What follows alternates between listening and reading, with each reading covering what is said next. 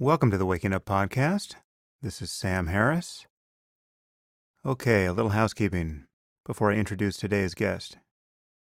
In my last podcast, I spoke with the psychologist Jordan Peterson a second time, and many of you detected in my framing of that conversation a certain reluctance to even have it. That's true. Given how badly the first podcast went, I was worried that we would be wasting everyone's time making a second attempt. But as 81% of you wanted us to give it another shot, that's what I decided to do in the end. Now, opinion about that conversation is all over the map. Many people seem to have found it valuable and are very happy we had it, and had nothing but nice things to say about Jordan and me. But in my social media channels, there are many people, perhaps even a majority, who viewed the conversation as a debate, in which I unmasked him as an intellectual fraud. And I must say, I'm not actually happy with that interpretation, though I prefer it to the one I saw taking shape among Peterson's fans, who think that the podcast revealed me to be a closed-minded jerk, who probably has autism, and who just isn't smart enough to realize how profound Professor Peterson is. Now, it's true that I push back against most of what Jordan said, because I don't think his way of speaking about religion and mythology is very persuasive. I didn't make too much of my disagreement on the podcast, but I didn't exactly conceal it either. However, I'd like to make a plea for civility here. When I have podcasts that turn into debates, even if it's a war with a person who proves totally dishonest, someone like Omar Aziz, in the episode that I ironically titled The Best Podcast Ever, you're not doing me any favors if you express contempt for my guest online. I don't want people leaving this show, no matter how little sense they made, feeling vilified. Everyone who comes on here, especially people who disagree with me, is taking a risk. They're putting themselves on the line. In almost every case, perhaps Aziz really is an exception here, given how maliciously he behaved, but in almost every case, I don't want them to regret having talked to me, and how you all treat them in the aftermath will largely determine how they feel about having come on the podcast, and it will either help open the door to future conversations with interesting people, or help close it. For instance, near the end of my podcast with Jordan, he said he was getting tired and wanted to wrap things up. And some of you interpreted this as him throwing in the towel. I saw someone write, I think on Facebook, that they lost all respect for Peterson at that moment. He had just lost the debate outright. That's insane. The man was tired. I heard the podcast. I was fairly tiresome. You've got to be more charitable than that. This really is about conversation. I don't view these exchanges as debates, even when I'm in total disagreement with the other person and doing my best to show him where he's wrong. It's not about winning. It's about creating a forum in which ideas can collide, and the results of these collisions can be honestly evaluated by everyone. It's great that so many of you comment online, and I've seen some very thoughtful Reddit threads in response to my conversation with Peterson. And I always encourage you to send comments to my guests on Twitter or wherever they happen to be, because it's great for them to know that they've been talking to a very engaged audience. But please be civil. There are very few people who will appear on this podcast who are worthy of your disdain. That's not to say that I won't talk to people who have some crazy views. I'm sure I will. But even when I get frustrated, as I did in my first conversation with Jordan, I really want to maintain a spirit of goodwill. And I can't do that alone. If I say thanks for being on the podcast, and then 10,000 of you jump on Twitter and Facebook and tell my guest what an imbecile he or she is, it's a mixed message, to say the least. Point out their errors, sure, and please point out mine. But please also remember that you're communicating with another human being. Now, before I bring in today's guest, I'd like to say a few things about how I'm able to do these podcasts and how you can support the effort. I've been somewhat sheepish in the past about discussing funding, and no doubt I'll be sheepish again in the future. But many people keep asking why I don't run ads on the podcast or find some other sponsorship arrangement that frees me from having to rely on listener support.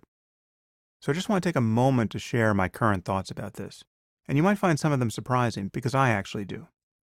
As I think I said in a previous episode, I don't feel I can credibly run ads here, even for products and services that I really love and use myself. The one ad I read for a while was for Audible, which I do use and love. But even in that case, I don't feel entirely comfortable telling you that you should subscribe to Audible. I mean, should you? Perhaps you shouldn't. I have no idea. Let that go down as the worst Audible ad ever. In any case, I've discovered that I just don't feel comfortable selling ads, which is fine because I hate what ads have done to digital media anyway.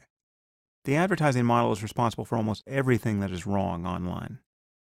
But not running ads puts me in a position of asking you all for support.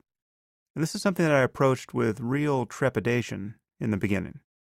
However, having done it, I've discovered that it's actually the most straightforward relationship I can have with an audience. And this really was a surprise to me. Just think about it. If you want to read one of my books, you have to buy that book before you even know whether or not you'll find anything of lasting value in it. And if I want you to read the book, I have to convince you to buy it before you know you'll find value in it. This is a significant barrier to communication, and the transaction doesn't reflect the actual value given or received. Plus, there are publishers and sellers involved between you and me. There's someone trying to get you to buy a book, and there's someone trying to get me to sell it to you. But this podcast is free, so as many people as possible can listen to it, which for the purpose of communicating ideas is the best conceivable situation. And if you find the podcast valuable, then you can support it to the precise degree that you do find it valuable, which is the transaction that most honestly reflects whatever benefit you're getting from my work.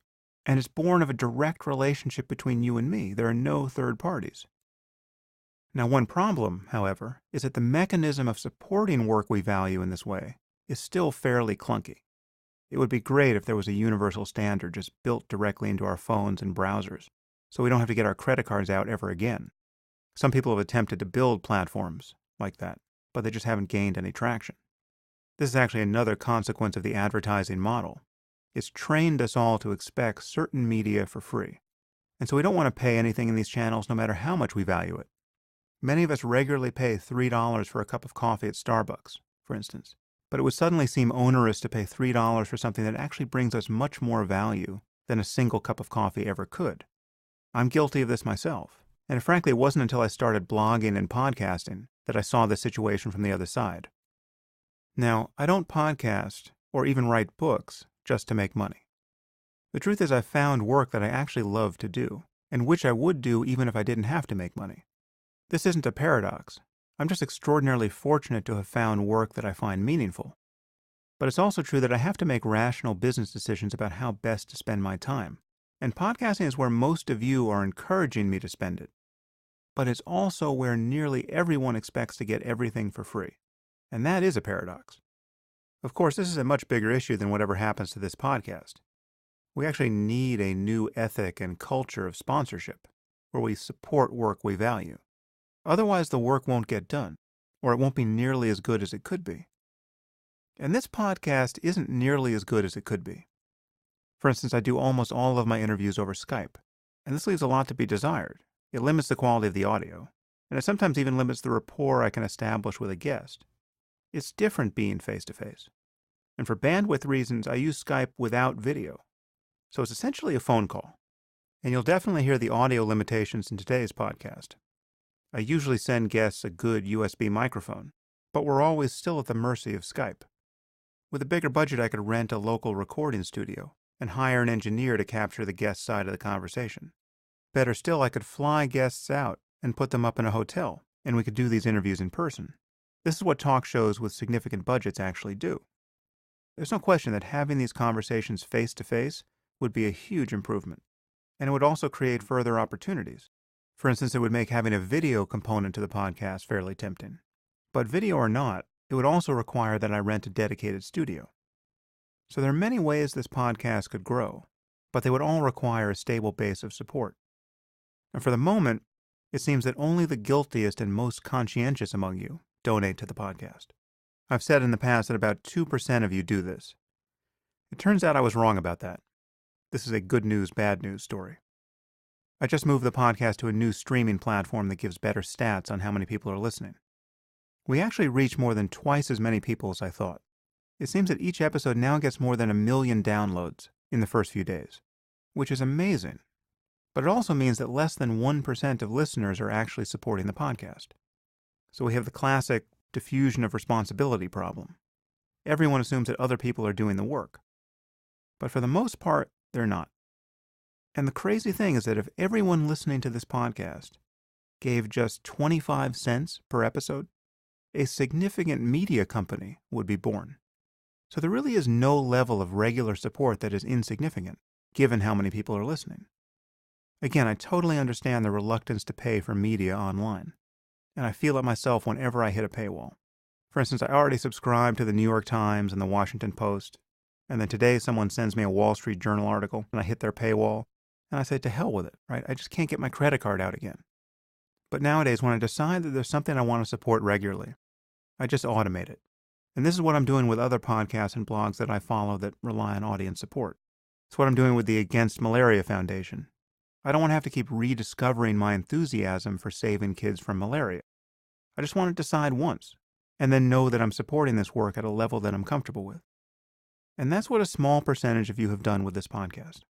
You're now funding it in a recurring way, whether monthly through my website or on a per-episode basis through Patreon. Some of you have also taken the time to bookmark my Amazon affiliates link so that a small percentage of your Amazon spending goes to the podcast at no additional cost to you. This is actually how I just started supporting the Jocko podcast, which is fantastic.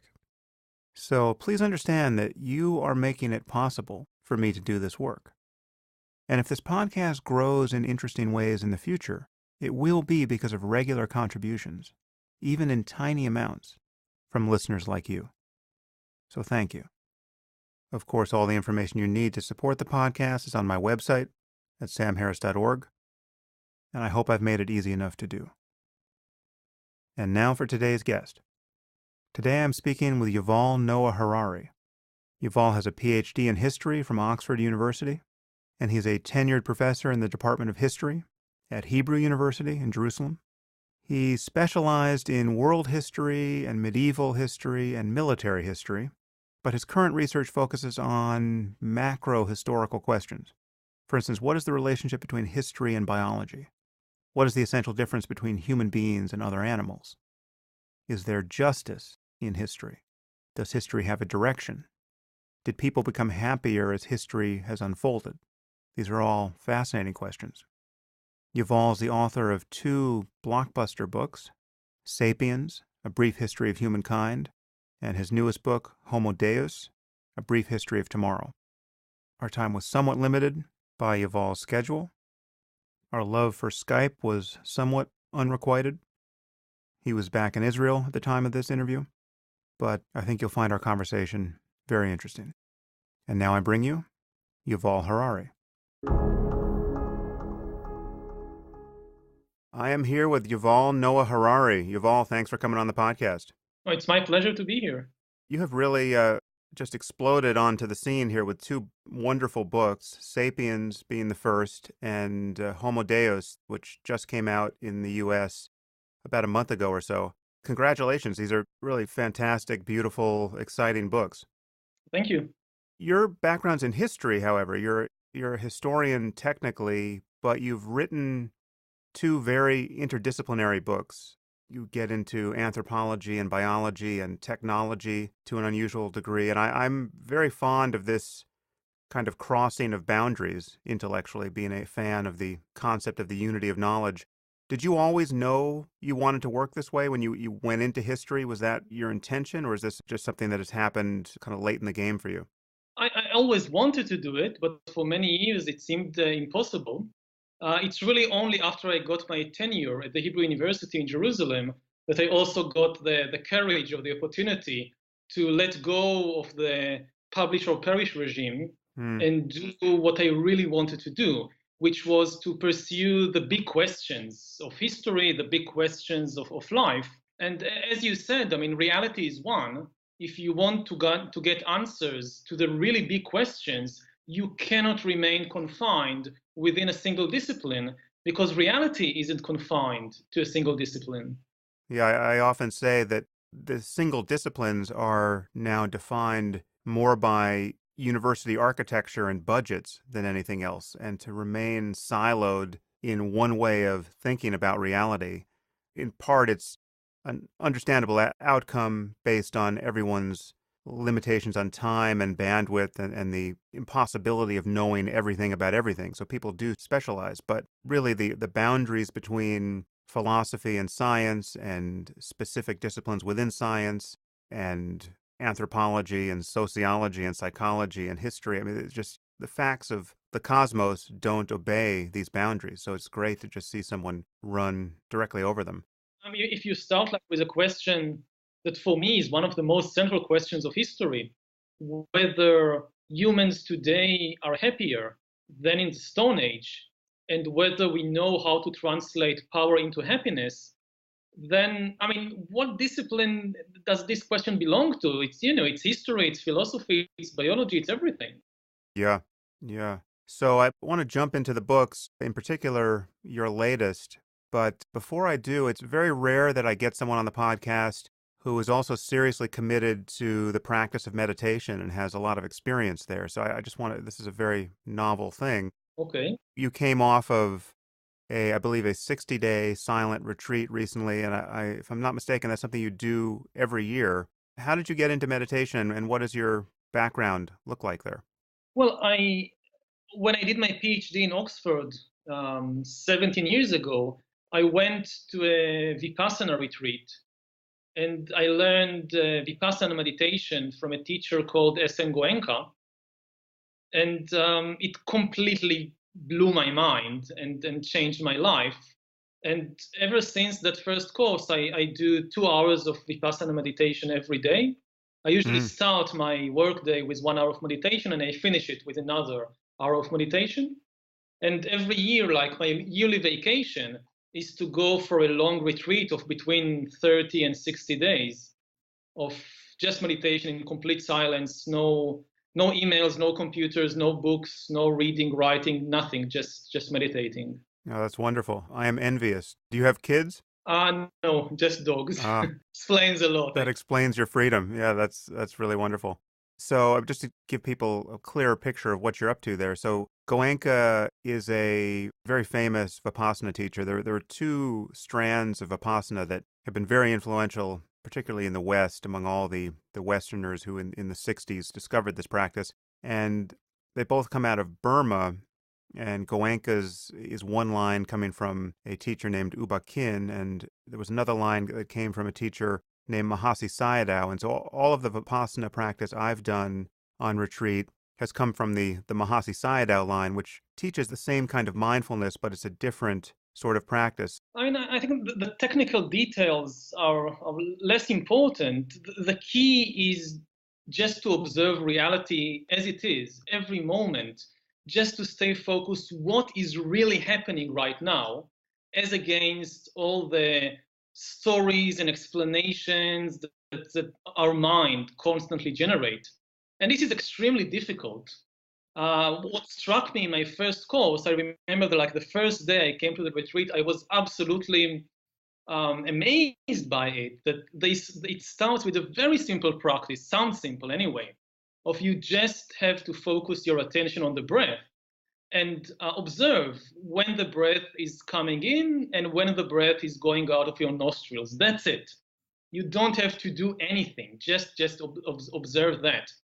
And I couldn't do it for more than 5 seconds or 10 seconds, and my mind would run away somewhere. Yeah. And I was 24 at the time, and it was the first time I realized how little I understand my mind, how little control I have over my attention. And this is why they start with this very simple practice, just focus on the breath, because it's so difficult. And once you get the hang of that and you can do it for more than 10 seconds, then yes, the idea or the instruction is to start observing not just the breath, but everything that is happening in the body, sensations throughout the body. In every part of the body, there is some sensation at any moment. And you start observing that, and you see the deep connection between these sensations and what's happening in your mind. That we think that we react to events in the outside world, to memories from our childhood, to something we saw on television. But in fact, in each and every moment, we constantly react to the sensations within our body. And everything people do, as a historian, I can say that everything people do, from fidgeting in your chair to starting a world war, you're actually reacting to sensations in your body. It's amazing how out of control our minds are and how few people realize that their minds are out of control, and the consequences of them being out of control are, as you say, these are the same process that gets you to say something untoward in a personal interaction is the very process that brings us, civilizational scale catastrophes, wars, and all the rest. People are being moved by their thoughts in every moment, and they see no alternative. And meditation is, for the most part, the one way people can become more aware of these processes that rule their lives. Had you had any psychedelic experiences or anything that got you to go on that first retreat, or how did you find yourself there? No, I had a very good friend. He's still a good friend of mine. He now works in Silicon Valley. And he, for an entire year, kept like nudging me, you should go to a retreat. And he was very persistent. And I was at a time in life that I had all these big questions and I had no answers. And I was very disappointed with the university, with the academic world, with my studies, because they didn't provide me any answers to the really deep questions of the suffering in the world and the suffering in my life. Where is it coming from, and what can we do about it? And he kept telling me, you should go to a meditation retreat. Maybe it will show you something. And I just kept reading books and reading articles, and I was convinced that the answer will come from there, until I reached a certain degree of desperation. And I said, okay, what can I lose from going to this 10 days meditation retreat? And I never looked back since. Mm. And have you done any psychedelics since, or is that something that you haven't experienced? As a student, I did, what was it, ecstasy, but it was an interesting experience, but it didn't teach me anything really valuable. And later on, I realized, I think the dangerous potential of all the psychedelic drugs is that people get hooked on the excitement and that they want special experiences. Yeah. And this is also dangerous sometimes in meditation, that people come to a meditation retreat and they want something special. They want to experience, I don't know, bliss and to fly in the air and to see stars and whatever. And then you come to the retreat, at least in Vipassana, and they tell you, okay, observe your breath. And then you have a pain in your back, and they say, oh, good, you have pain, observe the pain. Look, just for once in your life, instead of reacting to the pain, just see, how does pain feel? Or maybe it's very hot. And they tell you, okay, observe the heat. How does it feel? How does the heat feel? Or how does boredom feel? And people say, I don't want to observe boredom or pain. I want these special, wonderful experiences. And it's the same with psychedelic drugs. I think that they can open your mind to some levels of reality which are usually hidden from us. But the danger is that people just want the next trip and the next special experience. And in the end, I think the real key is to understand the normal everyday experiences and not the unique once in a lifetime special experience. Because if you want to deal with your anger or boredom or irritation or anything, then you need to observe your anger. And it's very difficult if you're just pursuing special experiences. Yeah, that's a very important point, and I fully agree with it. The illusion that gets introduced when you're using psychedelics in that way to have more peak experiences. As you say, you can use meditation that way, where the moment you feel a little bliss or rapture or some very positive, unusual mental state, you can take that to be the signature of a successful meditation. And the illusion that creeps in there, which is of a piece with everyone's efforts to seek happiness throughout their lives, is that experience has to change in order for the most profound things about the human mind or human consciousness can be discovered. Profundity is elsewhere, which is in fact not the case. I mean, if the ego is an illusion, as it turns out it is, you can discover that coincident with the most ordinary moments of consciousness. You don't need the full fireworks show of a psychedelic experience to notice that there's a subject-object illusion that can be penetrated. And that's something that you do get with a very systematic approach to mindfulness meditation in this case. It's wonderful you're doing that. Has meditation affected the way you approach your work? I believe I detect the influence in many of the things you've written, but how do you view that? Yes, it has a very deep influence, both on my ability to research and to write such books, because especially when you deal with something like the history of the world in one book, the one thing you need above all else is the ability to focus. What's really important and how not to get bogged down in the thousand little details and all the kings and battles and dates and all that. And the practice of meditation, I think, gave me this ability to remain focused. And without that, I couldn't have written Sapiens or Homo Deus. And on another level, at least Vipassana is really about observing reality as it is and being able to distinguish between what is real and what is just a story or a fantasy created by our own minds.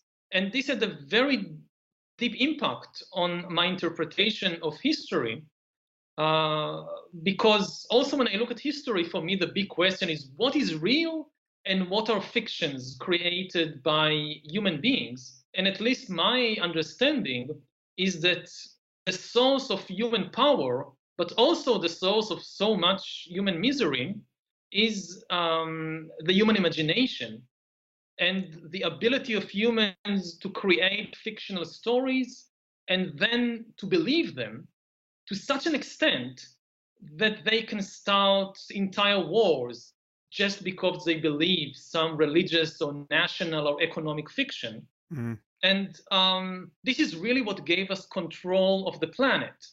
We control this planet not because as individuals we are much more intelligent than chimpanzees or pigs or dogs, but rather because we are the only mammal that can cooperate in very large numbers. And we can do that because we believe in fictions.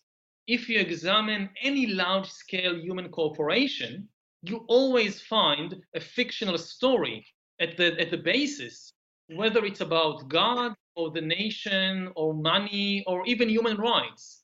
Human rights, like God and heaven, they are just a story invented by humans. They are not a biological reality. And this is, again, the source of our power and also of many of our calamities. You can never convince a group of chimpanzees to attack the neighboring group by promising them that after they die, if they die for the great chimpanzee God or the great chimpanzee nation, then after they die, they will go to chimpanzee heaven and there receive lots of bananas and virgin chimpanzees and things like that. No chimpanzee will ever believe such a story. And this is why we control the world and not the chimpanzees. I love this basic picture, but I must admit I've had a few problems with some of your terminology here because you use words like religion and fiction and stories fairly loosely. So you say things like, science depends on religion and humanism is a religion and, all, as you just said, all large-scale human cooperation is based on fiction. But it seems to me that there are fictions and then there are fictions. And I think we still want to differentiate between stories and concepts that are obviously false, right, and therefore spread confusion by definition, and those that one need not be confused to adopt. So, the U.S. Constitution or the concept of human rights or the convention of money, these are not fictions in the same way that the concept of paradise or martyrdom or the Holy Spirit are fictions. And I mean, I don't have to be confused about the nature of reality to see the benefit of thinking in terms of human rights or to use money. Do you disagree with that, or are we on the same No, page there? I would definitely agree that not all stories are the same, and some stories are much more beneficial than other stories. And also, they demand a kind of different kind, maybe, of belief. But what happens is, even if you start by a convention like money, that yes, everybody knows that these pieces of paper have no value, and it's just an agreement between people that invest them with a certain value. Very soon, what happens is that people forget that or ignore that. And if you open a suitcase full of $100 bills, and you look at the brain of the person who Hmm. is looking at that pile of money, you see like all the neurons going crazy, and the person sees the money as something really valuable. Now, if you start talking with him and you have a long philosophical discussion, then yes, in the end, maybe he will agree that actually it's just a convention. But the immediate experience of the person looking at the pile of money is, immense greed and even a willingness to kill for it. And it's the same, with corporations. If you tell somebody that, Google is just a story, or General Motors is just a story, then yes, if you sit for a long philosophical discussion or legal discussion, they will understand what you mean. But in most cases, in everyday experience, we treat these entities as if they are completely real. Yeah. It's also worth pointing out that we can get locked in to these conventions in ways that create an immense amount of needless suffering. And you must know Alan Watts, the great popularizer of Eastern philosophy from the 60s and Yeah, 70s. He told an amusing story. I'm sure he told this 100 times, but when he's talking about the Great Depression in this vein and talking about the concept of money, he pointed out that money is an abstraction, kind of like an inch, right, or any unit of measurement. And so the way our economy fell into the abyss after the Great Depression was to some degree a matter of our not being able to free ourselves from this convention. And so he talked about, what happened in the Great Depression was like a construction worker showing up on the job and the foreman says, sorry, no more work today. We've run out of inches, right? And the idea of running out of money when there's still houses to be built and still people who want them, and there was no less work to be done, but we couldn't coordinate our work given what had happened to the economy. These abstractions obviously have enormous power. yeah, and also I would say that if you would talk with, like a theologian, then he will tell you, well, we also know that God is not this old man, old angry man in the sky that gets upset if I don't know, if you don't follow his orders. God is love, God is whatever. And he will come up with some very abstract and maybe convincing story about what God is. And when you hear this story of the theologian, you will say, well, actually, maybe I was too fast to condemn religion. But as a historian, I would tell you, yes, the theologian's God, this is maybe kind of a nice, not nice, but this idea has some sense in it. But this is not the God of history. This is not the Hmm. God that launched the Crusades and the jihads and all the religious wars and persecutions and so forth. There is a huge gap between the God of the theologians and the God of the masses. And it's from historical perspective, it's the God of the masses that really counts. It's the angry man in the sky. And it's the same with money. Yes, if we have this deep conversation, then we all agree that money is just an abstraction created by humans and so forth. But I don't know, if you're in the middle of a warfare between two gangs or between two corporations, then everybody's dead serious that these pieces of paper or these electronic data on the computer, this is the most important thing in the world. Hmm. So, what is the internet doing to us now in affecting the power or lack of power of the stories we use to organize our lives? How do you view our current moment with respect to creating stories that will allow for the emergence of a viable global civilization or, truly open societies that are durable? What's your sense of the present? Well, there are two questions there, one about the internet and the other about a global society. And I think they're very, very different questions. Let's hold globalism. I want to talk about globalism and its precarious birth later on. So let's just talk about technology and its implications at the moment. Well, technology makes our stories and fantasies more important than ever before because it makes them more powerful than ever before. If people in ancient Egypt wanted to live forever, they just couldn't. They didn't have the technology, so they fantasized. And their fantasies had a lot of impact on the economy because they used all the resources to build these huge pyramids. And it had an impact on culture and on politics, but the impact was limited. Now, when people fantasize about immortality, they're starting to have the technology to actually do it. I don't think it will be feasible in, say, 20 years, but given 50 years, 100 years, I don't think that overcoming old age and death is impossible.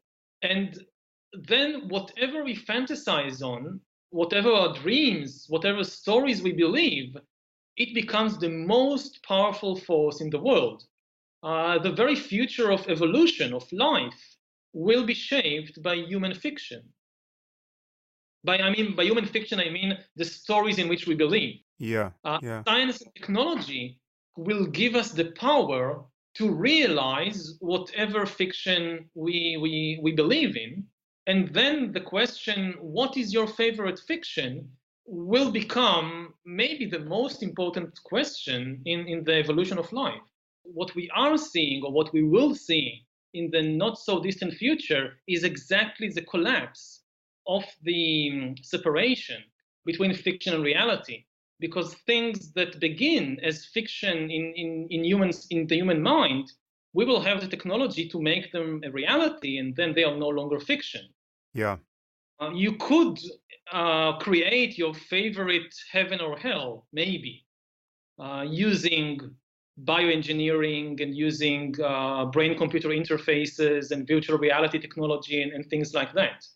Do you think in terms of optimism and pessimism here, or are you just describing the world as you see it and not tipping in one direction or another with respect to your hope or fear about what's happening?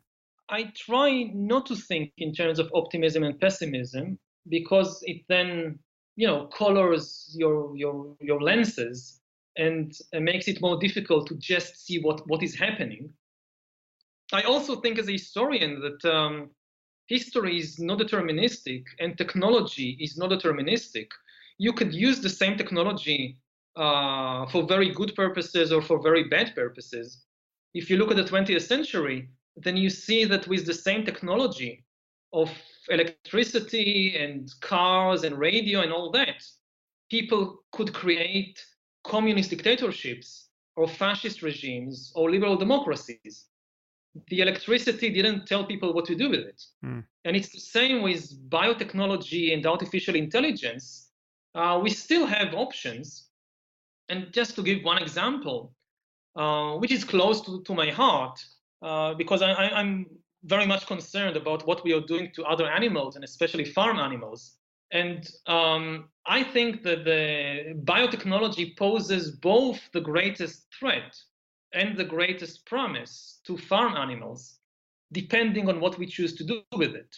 You could use biotechnology to start engineering cows and pigs and chickens that grow faster and have more meat and give more milk and whatever, serving the interests of the industry while completely disregarding what this means in terms of the experience and the misery of the animals. On the other hand, you could use biotechnology to start what is known as cellular agriculture, or create cultured meat or clean meat, which is meat grown from cells.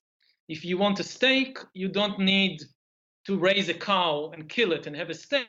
You can just grow the steak from cells. I actually had Uma Valetti, the CEO of Memphis Meats, on the podcast about a year ago, and Oh, that was the topic. I'm very excited about this truly ethically pure approach to growing meat. I mean, just the no animal involved. It'd be a wonderful breakthrough. yeah. So this is a good example that the same field. Of course, it's not exactly the same technology, but the same field, depending on how we choose to use it, can be an immense blessing and can be a terrible curse. So I try to focus just on understanding what are the possibilities. And also, I try not to make prophecies and forecasts. I don't think anybody really knows how the world Hmm. would look like in 2050. I really just try to map the different possibilities. So to take a very local case that is in the news itself is in the news, really. So the issue of fake news seems to me has direct relevance to the influence of stories. How do you view this recent phenomenon of fake news? Is it at all new, or have we been dealing with fake news for thousands of years? I still don't understand what's new about it. I mean, it's a very troubling phenomenon for sure, but I don't think there is anything new. I mean, if this is the era of post-truth, then I would like to know when was the era of truth. Mm. I mean, was it, the 1950s, the 1930s, the Middle Ages? I don't think there is anything that Joseph Goebbels didn't know about propaganda and fake news and manipulating the public. And going much further back, fake news are thousands of years old. You just need to think of the Bible. And Mm. the Bible is also a disconcerting example that fake news can last forever. Yeah, It's not get exposed after, a month or a year. They can last for thousands of years. that's a great meme. Fake news can last forever. Let's get T-shirts printed. So one thing is very interesting in your latest book, again, on the implications of technology, you speculate about the likely birth of new religions inspired by technology. Say a little more about that. Yes, I think that there is a good chance that Silicon Valley and places like it will create not just gadgets and tools, but ideological systems and even religions that will make many of the traditional promises of religion, promising, justice and prosperity and even immortality, but here on Earth with the help of technology, and not after you die with the help of supernatural beings. And you can say that we have actually seen at least some techno religions based on technology previously. Maybe the best example is socialism and communism. Communism promised to create paradise on Earth with the help of the technology of the Industrial Revolution. And now it didn't work very well, but this was the basic idea. We don't need God, we just need to control the means of production. And the engineers and the technicians, they can create paradise on earth for us. And this didn't work very well, but I think that in the 21st century, we'll see a second wave of these techno religions. Now, if you don't like the term religion, you can just use ideology instead. But I think there is no essential difference between ideology and religion. They both fulfill the same function in history to give legitimacy to human institutions and to human norms and values. Whether there is a God involved or not is really far less important than the historical function, because in the end, it's not God that makes religions, it's humans that make religion.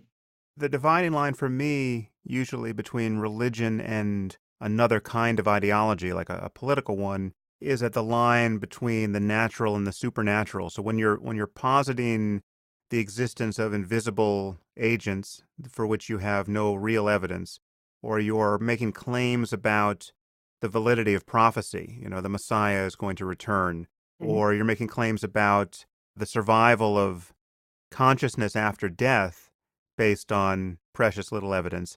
that's where I think it's obviously a religious enterprise, and you have superstition and otherworldliness creeping in. But again, there's no very clear line there. And when you talk about something like what the personality cult in North Korea at the moment, obviously it has many of the features of a religion, certainly the socially consequential ones.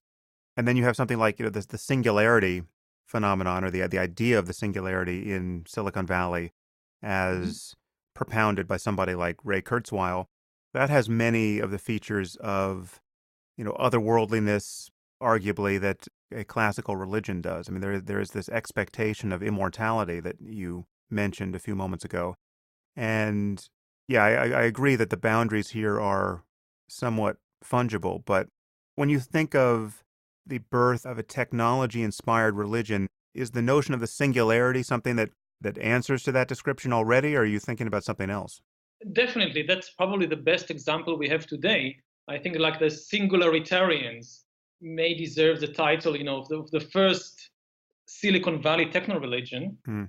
But as the technology matures and delivers more and more achievements and power, I think we'll see more and more of that, especially because, again, in contrast to ancient religions like Christianity or the religion of ancient Egypt, when you needed to postpone most of your desires to the afterlife, the immense attraction of the new technologies is that they promise to fulfill all these miracles here and now, in this very life on earth. Now, whether they manage to do it or not, it's a different question, of course. But the temptation is, I think, immense.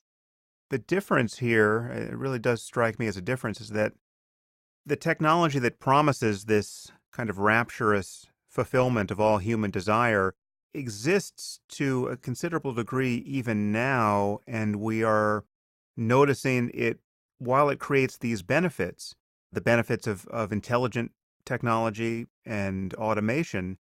It is creating the very harms that will make people more and more desperate to find something to anchor them.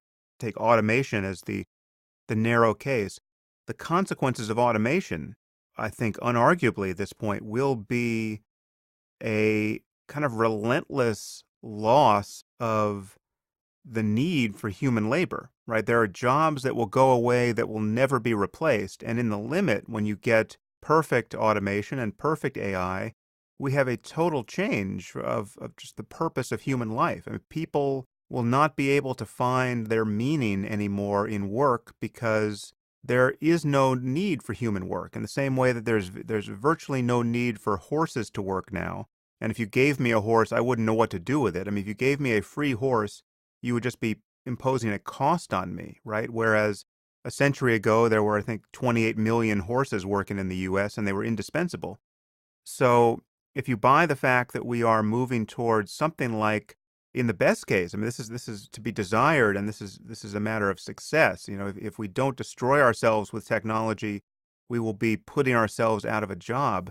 Then the challenges of wealth inequality and how to spread this wealth around, and developing the political and ethical norms that will get people to want to do that, that's a huge challenge. And you'll have vast numbers of people who are looking for meaning in their lives. And obviously that's a problem now. It's been a problem for thousands of years, but it's a problem that most people haven't had to confront very directly because the burden has been on them to spend most of their lives working. And that's something that seems to be going away. Again, if we succeed, if it doesn't go away, it means we have created some chaos for ourselves that will be intolerable for other reasons. So tell me about your views on wealth inequality here and the implications of automation and artificial intelligence for the future. I'll speak first about inequality and then about the problem of meaning, which I think is the deepest problem. With inequality, the danger, as you say, is that automation and the rise of AI will create the most unequal society that ever existed, because more and more people will be pushed out of the job market to join a new class, the useless class, people who are not just unemployed, but unemployable. There is nothing to do with them. And we already see it in the military, that already in the 20th century, the best armies recruited millions of everybody, basically, they could get. Today, most humans are militarily useless. There is nothing to do with them in the army. The army rely on small numbers of highly professional soldiers, these superior warriors like the special elite, special forces, and increasingly on sophisticated technology like drones and cyber warfare and things like that. And if the same thing happens in the economy, then we will have a massive new useless class. Now, people often say that new jobs will emerge to replace the old jobs, just as happened in previous waves of automation. But I think we cannot be so sure that the same thing will happen again for several reasons. First of all, humans have basically two kinds of abilities we know about, physical and cognitive. And traditionally or previously in the 20th century, machines competed with us in physical abilities.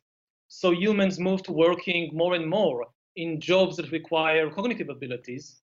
But once machines compete with us also in cognitive abilities, we don't know of a third field that everybody can move to working in that. The other problem is that previously, when you had automation, so people moved from working in low-skilled jobs to working in new low-skilled jobs. Like if you lost your job as a farm worker in 1900, then you moved to Detroit and start working as a factory hand, producing tractors or automobiles.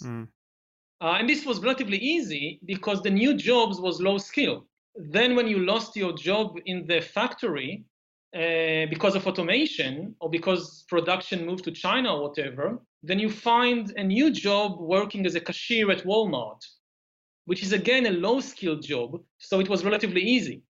But if you look to the future, what we see is that low skill jobs, say at Walmart, will disappear. And people say, yes, but we'll have new jobs because we'll need a lot of software engineers to create virtual realities or AI or whatever. But I don't see any way in which an unemployed cashier from Walmart is suddenly becoming a software engineer in Silicon Valley. Yeah. It demands a shift from low skill to high skill, and this is just not feasible in most cases.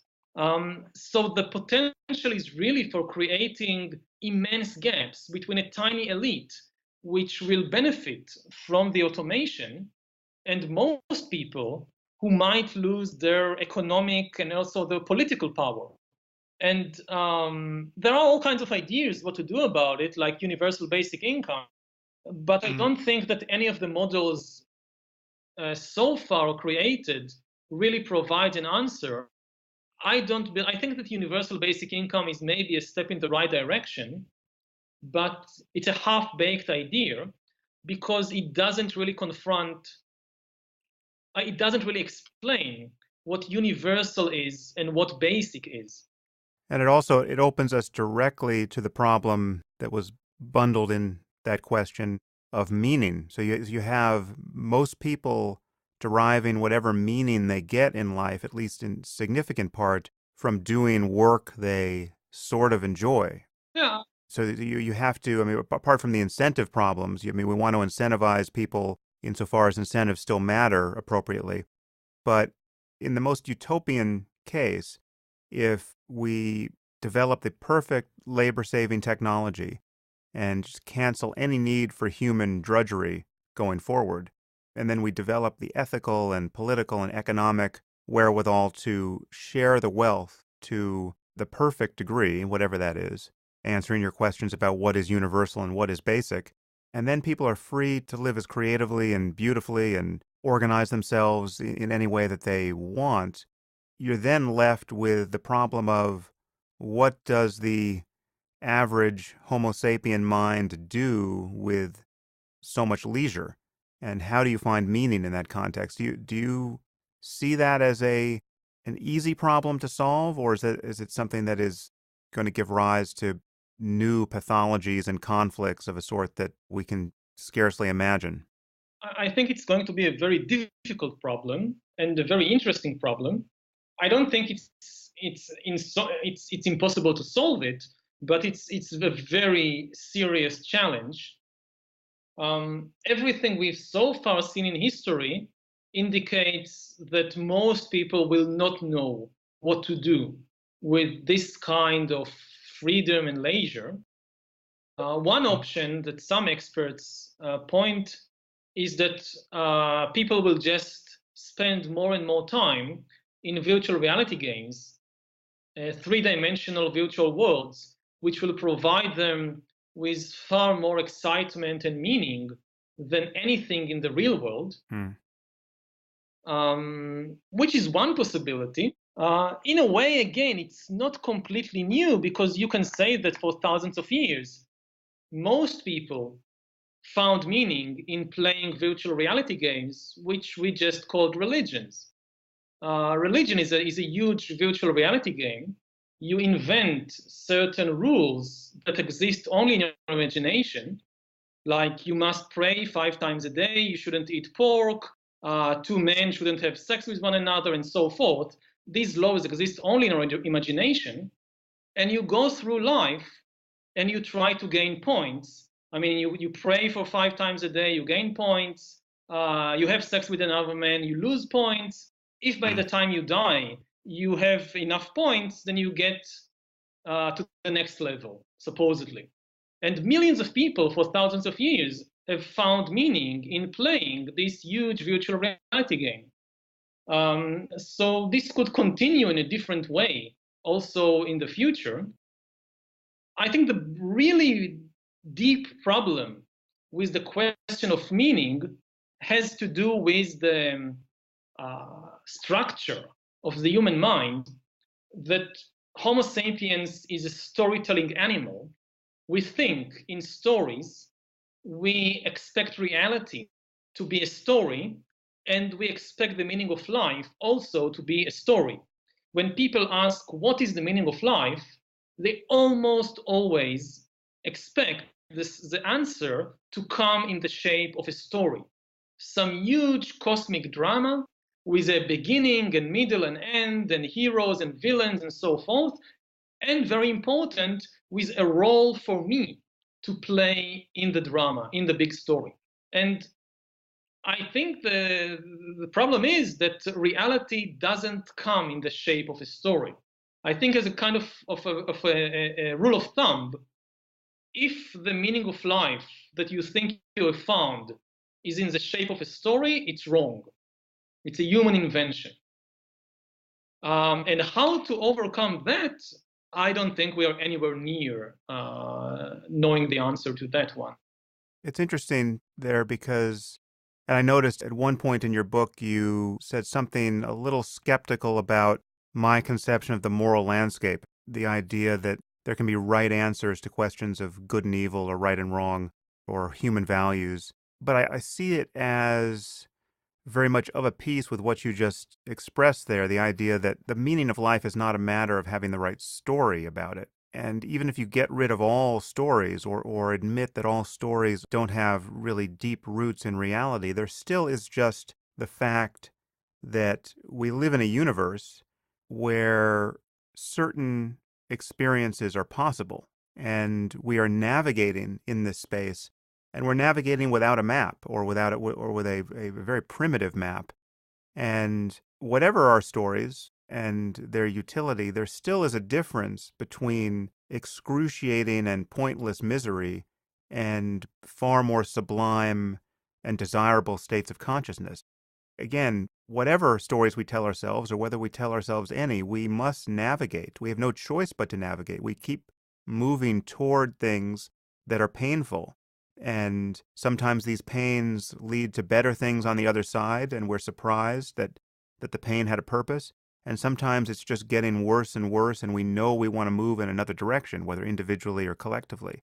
And so we have this navigation problem. And the possibilities there that await us are absolutely the result of however reality is. And if we can integrate our minds with technology that allows us to, as you say, fudge this boundary between fiction and fact, and we can live in a kind of Aldous Huxley dystopia or utopia, depending on how you look at it, where everyone is lost in his own dream world of virtual reality or some other thing that is just the product of the human imagination. Well, then we may not be at base level reality anymore, but we're still partaking of states of consciousness that are possible. And our exploration in those domains is, again, constrained by what is possible. And so I see us as navigating in this space, and things can go wonderfully right or disastrously wrong based on how it is certain experiences become possible. Do you agree with that, or is there some way in which you're not converging with me there? No, I think I agree. I mean, certainly suffering is real. I mean, sometimes misery and suffering and pain are caused by some story in which people believed, but it doesn't matter. The suffering itself is real. I would say that if you really want to explore reality, the best place to start is with suffering because it's the most real thing in the world. With happiness, it's very difficult to tell whether, many times people tell themselves, oh, I'm very happy, and actually they are not. They are deluding themselves. And that's difficult, but with suffering, it's usually much easier to know. So yes, this is definitely real. Although even there, suffering is amenable to being reconstrued based on the conceptual frame you put around it. So if you've ever engaged in a very intense athletic event, say, or people who have trained to be the kinds of elite soldiers you just referenced, Navy SEALs, they go through something like a physical hell. If you imposed that training on some unsuspecting person against his will, you would be guilty of torturing them, right? And yet people willingly do this because they have a goal that they're in touch with and they want to get to the other side of this physical ordeal. It's not viewed as torture. And in fact, when they look back on it, it's some of the most positive experience they've had, even though if you could sample their moment-to-moment experience while enduring it, they were in agony.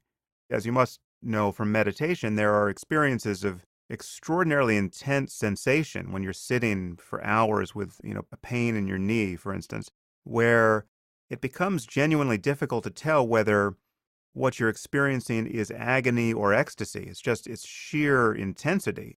If you have a true equanimity of attention at that moment, the difference almost doesn't matter. So there is something paradoxical even about suffering when you really pay attention to it. Yes, definitely. Suffering, it's also a very complex matter. I would say that suffering certainly isn't pain. Suffering is generated by the mind. It's the reaction of the mind that is suffering. Right. It's not the objective condition in the outside world. It's not even the sensations in the body. In the body, you can have pain, you can have pressure, you can have heat. This is not suffering. The suffering is the reaction of the mind. The mind, for some reason, it doesn't matter what the reason is, for some reason, the mind doesn't like something and reacts by generating suffering, by trying to push it away, by hating this thing. Yeah. And this is the suffering, the reaction of the mind.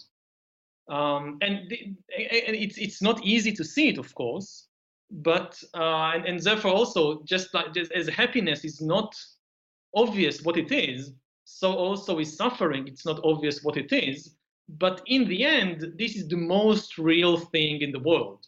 Well, that's a fascinating claim because given that it's vulnerable to inspection in the way that we've described, given that is an illusory component to suffering. In fact, once you realize that it is at the level of a story as opposed to at the level of the raw, painful sensation, it is somewhat paradoxical to say that it's the most real thing in the world. It's certainly real in terms of its motivational consequences. People are, again, going to war or just initiating the great sweeps of history based on what they want out of life and being driven by the goad of suffering in one direction or another. But the person who is just told that, the pile of paper in his bag worth $1 million just went up in flames and he begins to suffer over it, it's odd to describe that principle as the most real thing in the world.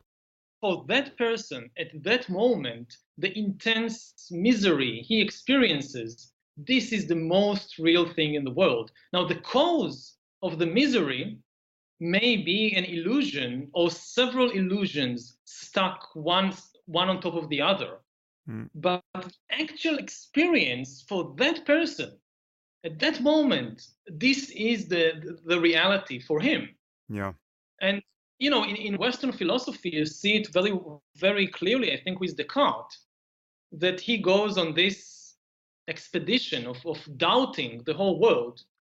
And how do I know, like the Matrix, how do I know that the trees and then the sky and the other people, how do I know that anything really exists? And how can I trust anything? And in the end, he comes to the point when the only thing he can trust is his own momentary mental state. His very doubt, the thought, is the only thing he can trust. And then, of course, he makes a terrible mistake. He says, I think, therefore I am. And he invents the I out of nowhere. He should have said, there is thought, therefore there is thought. But no, because I think of the Christian tradition, he couldn't get rid of it. And he invented a self, an I, that thinks the thought. And once he began inventing, very quickly, he also somehow managed to invent God and bring him into the picture and so forth and so on. Yeah. But if you go with the radical doubt of Descartes, then you see that the only thing you cannot doubt is your own momentary mental state right now. In this sense, this is the most real thing in the world. The phrase I've used on this podcast and elsewhere is that consciousness is the one thing in this universe that cannot be an illusion. Because exactly. Even if you're radically confused about everything, even if you're not at the base layer of reality and you're in the hard drive of some alien supercomputer and confused about everything, this is the modern equivalent of being a brain in a vat, you still can't deny that something seems to be happening, and that seeming is as much a demonstration of consciousness as anything else. Yeah, exactly. So let's say a little more about the implications of our being able to engineer new conscious experiences, exploring experiences that no human being has ever had before. One interesting implication for me here is that the moment you begin talking about changing the human mind, now whether this is changing the brain directly or changing it by virtue of its integration with technology or new, far more targeted drugs than anything that exists, you're talking about an ability to change human intuitions about value. You could change our sense of good and evil. You could change our desire for certain experiences. If you don't like escargot, I could give you the right neural implant that would cause you to like it. And then you have to ask yourself, do you want to be the kind of person who likes escargot, right? And so you get this loss of foundation where, all of our values are now no longer anchored to anything that evolution has prepared for us. I mean, we're no longer just apes who are disgusted by predictable things. We can change our likes and our disgusts. And then the question is, what should we do given that power? Many people worry that this would mean that therefore all truth and all value would be purely relative there. But from my point of view, that's not the case. You can still ask the further question whether changing our sense of right and wrong or good and evil on a certain point is itself good, which is to say, is it moving toward better, more sublime, more durable, more creative, more beautiful conscious states, or is it moving elsewhere? I think that the first and basic realization that is part of what you're saying is that there is an entire ocean of consciousness, of potential conscious mental states out there that we know nothing about, which was a very common understanding in many, if not most, cultures in history but which disappeared from modern Western culture. In modern Western culture, the assumption is that the mental experiences of the average person is basically all there is and all there ever will be, or it's the apex of reality, of the potential. And to the degree that even the most obvious extensions, animal consciousness has been denied. No, animals don't have consciousness, they don't have minds. You only have basically one tiny island of consciousness, which is the mental states of modern people. And this is probably nonsense. I mean, the universe, just as it would be ridiculous to say that the only possible configuration of matter is the human body, it is ridiculous to say that the only possible configuration of mind is the mind of middle-class Americans in the early 21st century. But this is basically what we have been saying for quite a long time. And there is an entire ocean of consciousness, of mental states out there that we know nothing about. Some of them have existed before in other animals, but many of them never existing in any animal, but they are still part of the possible spectrum of mental states. Right. And it is likely that in the coming decades or centuries, we will start exploring this ocean of consciousness like the European discoverers in the 14th and 15th centuries that are starting to explore the oceans of planet Earth. Just to clarify there, you're not claiming that these conscious states or that this mind exists already and that we will somehow unite with it. You're claiming that there is a larger set of possible conscious experience that Yes, we can navigate in, given the requisite changes to our minds. Exactly. If you think about, I don't know, the evolution from Homo erectus to Homo sapiens, Yeah. then we assume Homo sapiens has all kinds of mental experiences which no Homo erectus ever had. And maybe it's because we have a different brain structure, maybe it's because of the interaction between brain structure and culture. For whatever reason, still we assume that once in the age of Homo erectus, many of the mental experiences we have today didn't exist. But they were part of the potential spectrum of mind. And eventually they were realized through the evolution of Homo sapiens. And in a similar way, looking to the future, there might be all kinds of other mental states out there, never realized before by any organism, but that could be realized either by some other kind of organism, like a superhuman or whatever, or maybe by a cyborg or by a non-organic being. This is also a possibility. Now, of course, you have the question of value, whether one mental state is better than another mental state. And I think that the obvious answer is yes. We all the time make evaluations of comparing different mental states. I mean, what we do throughout our lives is to pursue some mental states and run away from others. Again, we think we are pursuing objectives in the outside world, like we want a lot of money, we want a good job, we want to find love.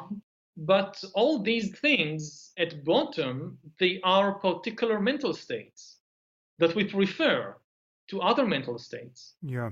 How much do you think we should value reality over fiction? Again, realizing that this boundary is porous, but its porousness is going to force this issue upon us in ways that you've intimated. So, for instance, if we can spend more and more time in virtual worlds, which become less and less distinguishable from the real world. Our video games get so good that even someone now who's not even tempted to play video games will one day find them to be the most enthralling and ultimately only art form worth paying attention to. And let's say you begin to feel in relationship to these products of human imagination. But of course, you're not really in relationship unless the characters in the games become conscious themselves. It seems to me that there's two very different possibilities here. You can be, and one of them is very reminiscent of something like an Aldous Huxley dystopia. The world becomes shattered by people's uses of attention in these private spheres of creative imagination. So all of us spend hours a day lost in these dream worlds, essentially video games.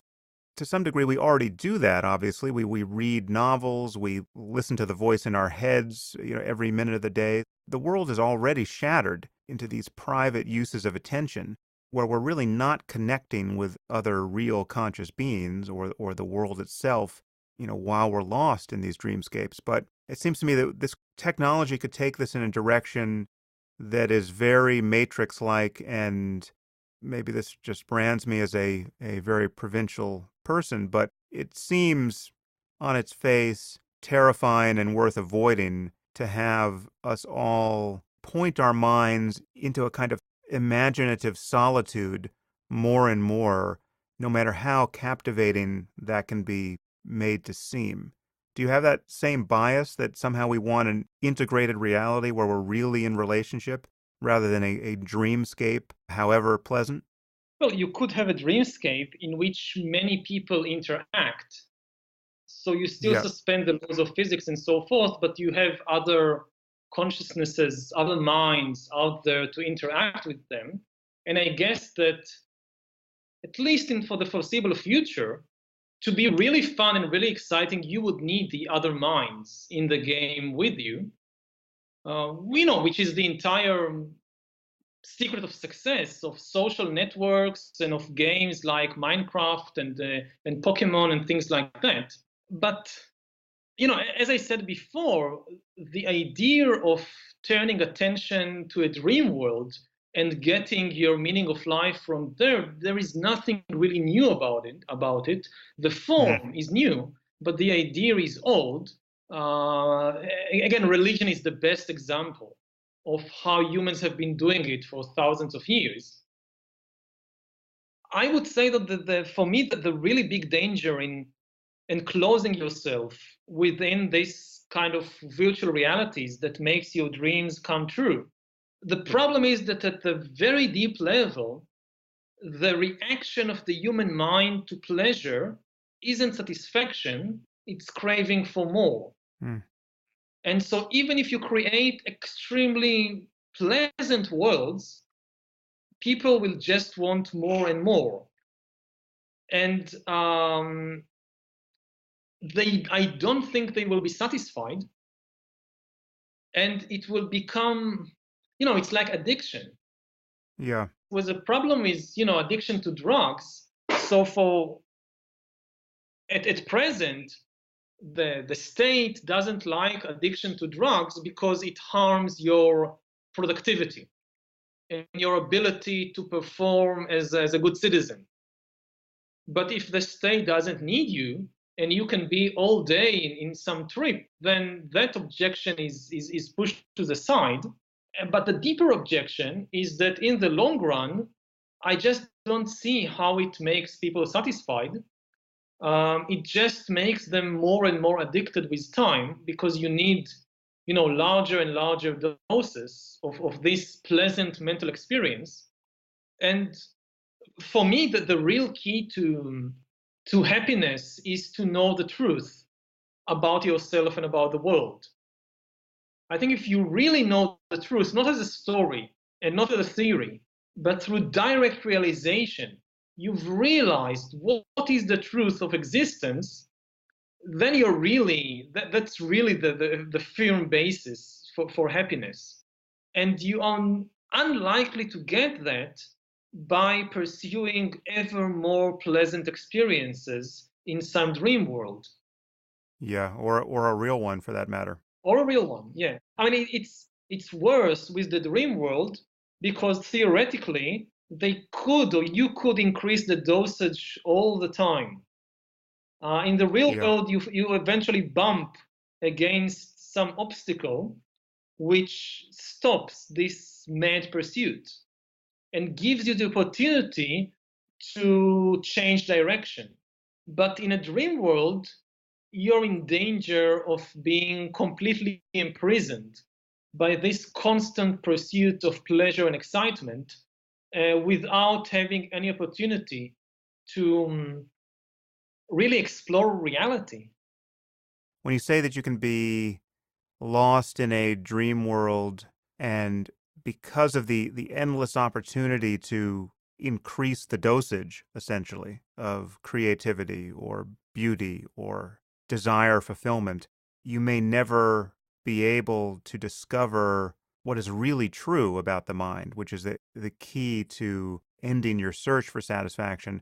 How would you describe that truth? What is the truth that people would be in danger of never discovering in those conditions?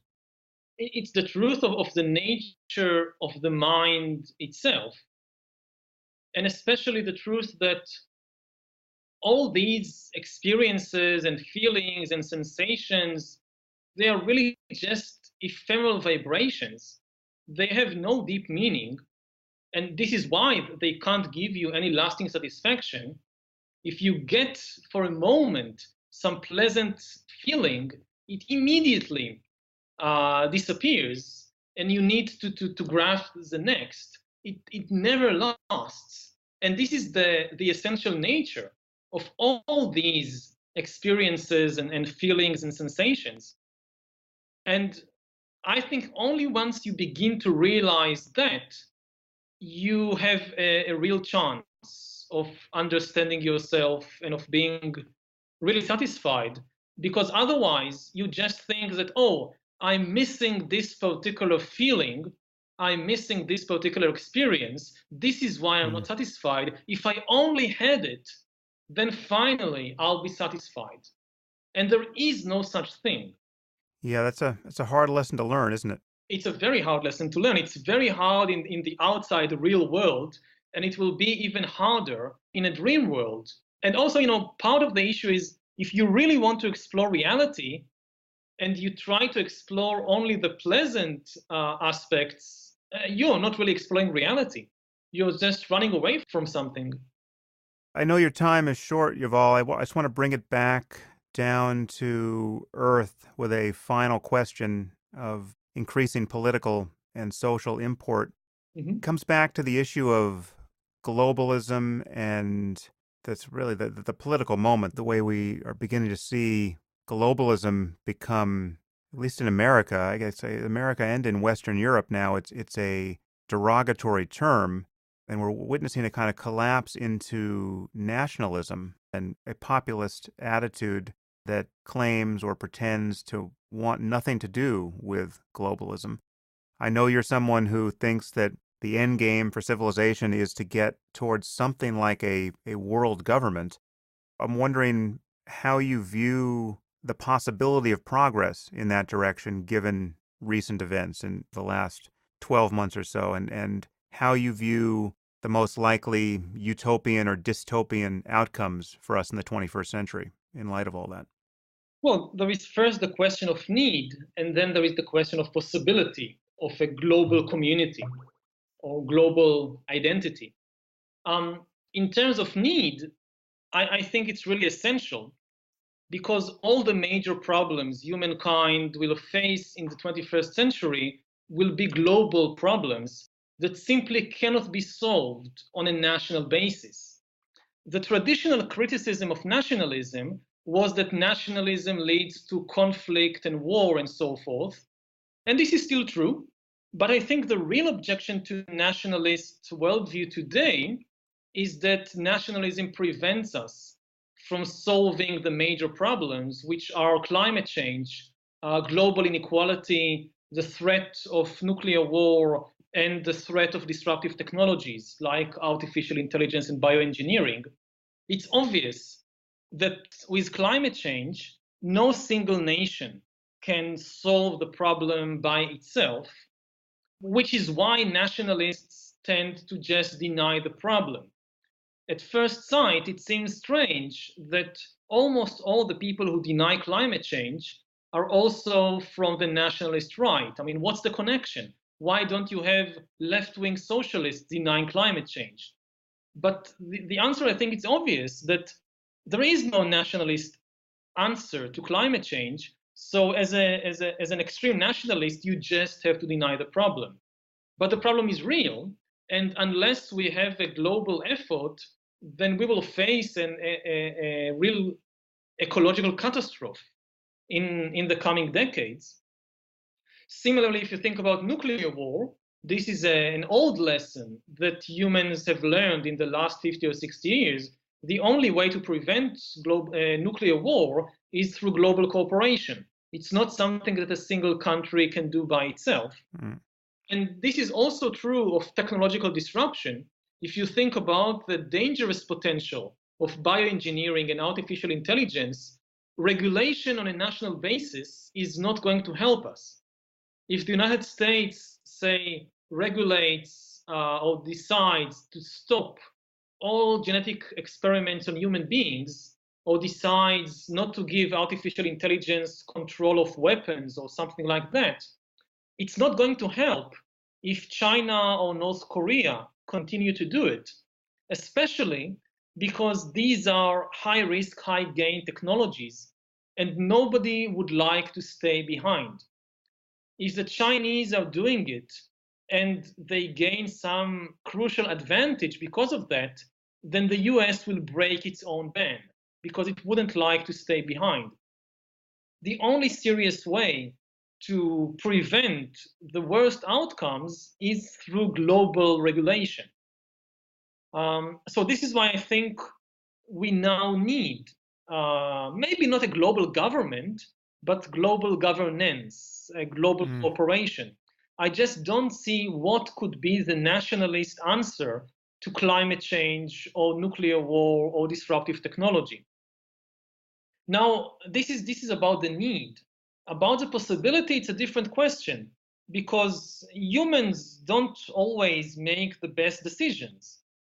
Human stupidity has been one of the most powerful forces in history.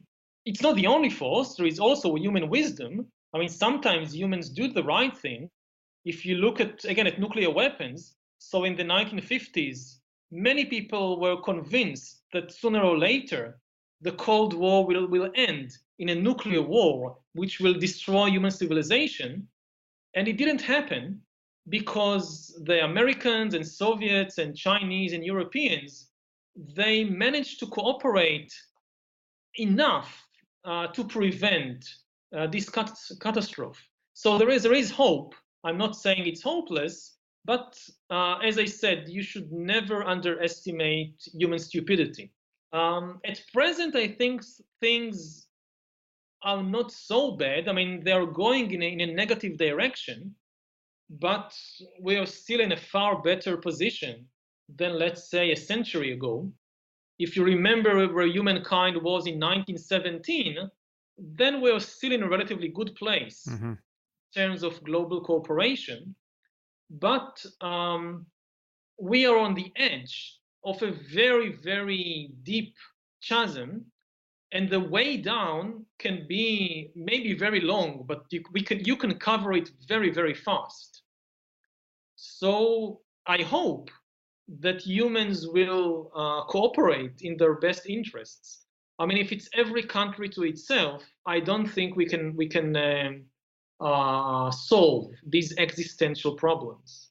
Do you think we need a story above and beyond the story you just told in your answer to this question about the necessity of global cooperation to facilitate that cooperation? Is it enough to articulate the global nature of all these problems and their imminence widely enough and credibly enough again and again, or do we need some other kind of story to motivate people to cooperate? I would tend to say that we need also a good story, a better story. Part of the problem with this explanation, it's too abstract, and it's very difficult to get people together unless you have an emotional enemy. You could say that climate change is an enemy and disruptive technology is an enemy, but these are very abstract enemies. Most people, you cannot motivate them. You cannot harness their emotions unless you have a more human-like enemy. This is why, in Hollywood movies, even if you make a movie about climate change, you have to have some evil person to serve as the bad guy, without which there is no movie. I don't have a story to offer, but my guess is that we will need a powerful story to get people together. Yes, we need those aliens from outer space to actually attack us. Quickly solve all our problems. That could be a good story, yeah.